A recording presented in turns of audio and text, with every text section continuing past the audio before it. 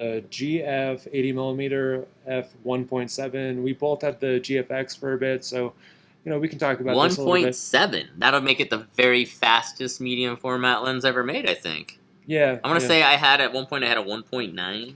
That was pretty fast, but colors weren't that great. It was an old vintage lens. Yeah. Is this exciting or boring? I mean, this is To me, it's pretty interesting. The trouble still with that whole system though is the autofocus. But I guess if you had the newer one, the 100. Yeah, I guess it has what is it called? The GF 100, GFX 100 or whatever. GFX 100S. Maybe? Yeah, it has phase detection. But yeah, it has some phase detection, so that might work out a little better. But on the original GFX 50 and maybe the 50S and the R, autofocus is kind of the weakness there. So I don't know. Maybe it could still focus well at 1.7 at 80. I don't know. It's hard to know. But so what would that focal distance be though? Like an 80 would be like 65, 63. Yeah. That'd be pretty interesting. Like, there's not too many lenses in history that focal distance, so that part all by itself would be interesting. And then it being really, really, really bokeh heavy. Yeah, it'd be the compression of like an 85, but then just quite a bit wider. That was always the cool thing about be a little wider. Shooting a medium format. Like if you shoot 55, then you're getting 43, but then you're getting the compression of like a little bit longer than 50. But you're getting bokeh more than f1 at that point, right? I mean, at 1.7, I don't know. What did they say that the 110 millimeter f2? What do they say that is? Like a 1 point. It's like a f1, f1.2. F1.2. Yeah. That's a f2, and this is at 1.7, so it's probably pretty fast. Probably a lot of bokeh out of that thing. Yeah. Would you rather own? I mean, it's just we don't really know anything about it. We haven't seen like if I was gonna pick up another GFX system and I was gonna go do the GFX thing again, yeah, I might consider that lens with the R. Like that'd be a pretty sweet little. Like if you're because I probably wouldn't own a whole bunch of lenses for it, and as a portrait photographer, that'd be interesting. The 110 is really big. It's really big and really heavy and really expensive, and it has a lot of parts in it. And I feel like when I would move it, I could feel it moving around, and it kind of made me feel like I was going to destroy that really nice, expensive lens all the time. So like I don't think I'd purchase that lens again. And I did like the 63 though. Yeah, the 63 is pretty nice. Which would be like a 50 millimeter equivalent. Yeah. It was pretty good, but it was a 2.8 lens, and the focus on it, like when it would autofocus, it would go outside of the lens. Do you know if this one's going to focus internally or if it's going to move around? Yeah, I don't know actually. It doesn't have really any of those specs yet. Yeah. Well, it'll be interesting to see what they have. I roadmap, remember them saying that they were going to build something like that a couple of seasons ago. I thought it was going to be a 81.4. I guess that was a little too fast. But 1.7. Yeah. I mean, another great alternative. 1.7 is kind of a cheat, right? I think 1.8 is 1.7, 1.8 are kind of a cheat. Yeah, it's kind of weird, but I think another great option, what I did with the GFX is I just adapted like a full frame lens and manually focused. The viewfinder on it is really it's really big. It's like the only viewfinder I've been able to actually like confidently like hit focus every time with. So that one and the Leica that's something nobody really nice viewfinders. Yeah, it's something nobody really talks about because like there are sharp viewfinders in Fuji's and Sony's and stuff, like they're high DPI, but they're just not big enough. Yeah, it's big in there. Like you look in there and you can see. You can see exactly where the focus is. Like you can like focus in. Yeah, you rarely have to zoom in on that. On a pupil. If you're shooting manual focus. Yeah, you can even see like a eyelash out of focus, which is crazy. And then, yeah, what I always liked about adapting the full frame to it is like it had a bunch of full frame lens to it was that it had a bunch of imperfections. So you got like more vignetting on it, and then you got like these like kind of smears on the edges too. So it had this really cool kind of artsy look. And yeah, I mean, I think like. There's so many like technically good lenses that it's kind of boring at this point. So yeah, but the thing is like so a lens like that, like the 80 millimeter 1.7, when that comes out, that's going to be made to render like the detail you could get out of the 100S, which is like it's going to be crazy sharp, right? Like it's got to be crazy sharp to be able to render that much image. People out of who review it on YouTube and TP review and stuff, they're going to love it. So like that part of it is really interesting. So if you bought a lens like that, you'd have it for a while, knowing that eventually maybe you could the GFX 50S and 50R, like that model, the cheaper model of medium format, will eventually incorporate phase detection, and then it'll be a sweet setup. Yeah, I'm just saying, it would be. It's kind of more unique to introduce imperfections in a lens sometimes, just because. Absolutely, especially if it's something like that. That's like a portrait lens. That portrait lens, the portrait photographers are going to use because we want some imperfections. We don't want it to be perfect always. Yeah, I mean, to me, I think perfect is boring in a way. Like, I can't really think of like one photo book that I own where there's not some Yeah, blurry where everything pictures in looks it. There's perfect. not, Sometimes sometimes, that tells the story, you know, the yeah, artistic perspective. yeah. I mean, I always think of Sally Mann's Southern Landscapes. If she shot those on like a on like a modern camera, they would all just be whack pictures. Well, But all of her stuff was like giant format, though, like huge cameras, right?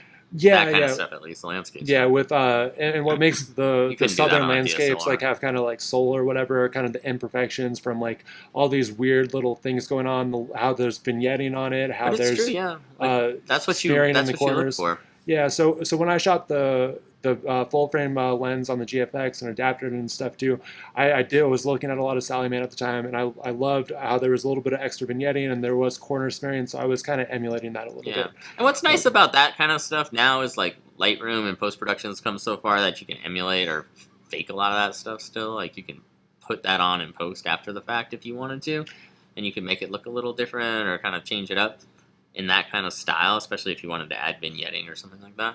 I think what's really interesting about that new lens is just that they wanted to make something that was faster than what's come before. hmm. You know what I mean? And it's cool that it has some Yeah, it's kind imperfections of, too. Like I yeah. like that. I I mean, think that's I get good. it. Yeah, the company is chasing the next best thing like all the time, and they got to constantly try to, one up Push the themselves. envelope a little, yeah. Try to Yeah, put their but engineering team to the max, and that's one of those things that you don't realize from Fuji if you're not a Fuji user and you haven't been like obsessed with Fuji over the years. But they make some really really good glass for cinema. Like some of their oh, they cinema do. stuff is like amazing. Like they make like there's Fuji lenses out there that cost $100,000+ you know, so they have a lot of knowledge in how to make these really high end optics, and they, you know, it's trickle down for them, the photography portion. I just almost fell out of my chair. Yeah, man. Hold on tight. Yeah, that's We're talking exciting about stuff. Fuji gear. But yeah, I mean, so camera manufacturers are going to keep on, coming out with lenses that are a little bit Yeah, just faster or trying to push the whatever. envelope. But Yeah. I don't know. That's why they're trying to do the F1 thing on the Yeah. X line. I mean, You know, yeah, it's the same kind maybe of do thing. something different. Don't follow what everybody else is doing. Don't follow the newest thing. Maybe look at like other older lenses, or just try to think about how you could do things just a little bit different or Well, I something. feel like if you're trying to do something a little bit different, then Mm. maybe getting that 81.7 is the way to go, because that lens isn't going to be something that's going to be owned by that many people. You know what I Maybe. mean? Like that's going to be used by professionals or I don't know, like very well off people that have a lot of extra money to throw towards their hobby. Like Yeah. you know what I mean? Like that's going to be a serious camera, like that, and a serious lens. Like that's you know what I Yeah. mean. So if you're trying something like In that, a way there's not too. going to be as Yeah. many people using it. Therefore, your pictures will seem more unique in a way. Somewhat. I mean, how many people Yeah. just blow out backgrounds with bokeh all the time? You can do that on so many lenses. Yeah. I mean, it's the same type of thing. You're probably just going to be shooting the same sort of blown out bokeh stuff. Yeah, but it's going to be more interesting because you're going to shoot it at 65 millimeters, which isn't something you normally would do. Yeah.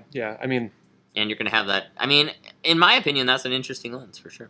And it's Yeah. interesting in two ways. In that I could still consider it as an art lens, in like that I would want to shoot it with my art gear, but also it could be a pro lens because it has the autofocus. It's just that the GFX or earlier versions of the GFX, the 50 versions, the contrast only detection isn't really good enough for all your photography needs as far as autofocus goes, in my opinion. I mean, some photographers could probably get away with it, but for me on a wedding day, I want something that I know is reliable and can totally work.